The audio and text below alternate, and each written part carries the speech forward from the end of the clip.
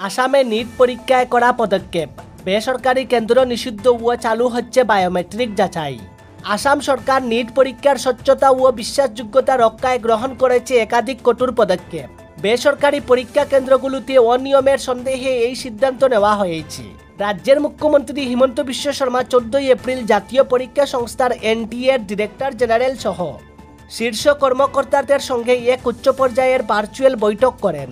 আসাম পুলিশের এক গোপন তদন্তে উঠে এসে কিছু প্রাইভেট পরীক্ষা কেন্দ্রে পরীক্ষার্থীরা অস্বাভাবিকভাবে বেশি নম্বর পেয়েছেন, যা চরম সন্দেহের সৃষ্টি করেছে। মুখ্যমন্ত্রী টুইট করে জানান, আমরা প্রতিটি পরীক্ষা সর্বোচ্চ স্বচ্ছতার সঙ্গে নেওয়ার ব্যাপারে অঙ্গীকারবদ্ধ। নিট একটি অত্যন্ত গুরুত্বপূর্ণ পরীক্ষা এবং এর সুষ্ঠু পরিচালনা আমাদের প্রথম অগ্রাধিকার। এ লক্ষ্যে আসাম সরকার একটি 9 দফা কৌশল গ্রহণ করেছে, যার মাধ্যমে পরীক্ষার প্রক্রিয়া হবে আরও সুরক্ষিত ও নির্ভরযোগ্য। এই পদক্ষেপগুলোর মধ্যে রয়েছে শুধুমাত্র সরকারি কলেজে নিট পরীক্ষা, বেসরকারি কেন্দ্রগুলো সম্পূর্ণভাবে বাদ, পরীক্ষার সামগ্রী সুরক্ষিত পরিবহন ও সংরক্ষণ, প্রার্থীদের জন্য আধার ভিত্তিক বা বায়োমেট্রিক যাচাইকরণ বাধ্যতামূলক, সিসিটিভি ক্যামেরার দ্বারা পর্যবেক্ষণ, বিশেষ এসওপি অনুযায়ী কঠোরভাবে দেহ তাল্লাশি। পরীক্ষার আগেই কেন্দ্র পরিদর্শন করবেন জেলা প্রশাসক ও পুলিশ সুপার। সিনিয়র অফিসাররা পর্যবেক্ষক হিসেবে নিয়োগ পাবেন। উচ্চ পর্যায়ে সমন্বয় রক্ষা করা হবে চিফ সেক্রেটারি, ডিজিপি এবং এনটিএর ডিরেক্টর জেনারেলের মধ্যে। শূন্য সহনশীলতা নীতি, অনিয়মে জড়িত থাকলে কঠোর আইনগত ব্যবস্থা।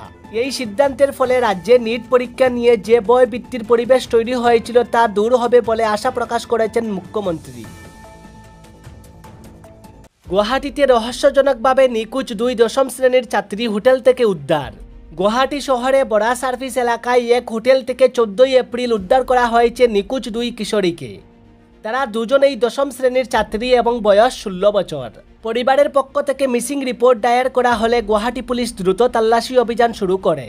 অবশেষে স্থানীয় একটি রেস্টুরেন্টের গেস্ট হাউসের একটি কক্ষে তাদের খুঁজে পাওয়া যায়। প্রাথমিক তদন্তে জানা গেছে 2 অজ্ঞাত পরিচয় ব্যক্তি ওই 2 কিশোরীকে ফুসলিয়ে এবং জোর করে হোটেলে নিয়ে যায়। পুলিশের উপস্থিতির ঠিক আগেই অভিযুক্ত 2 ব্যক্তি এবং হোটেলের ম্যানেজার পালিয়ে যায়। এক ছাত্রীর বাবা জানান, সন্ধ্যা 7টার দিকে তার মেয়ে হাঁটতে বের হয়, তারপর আর ফেরে না।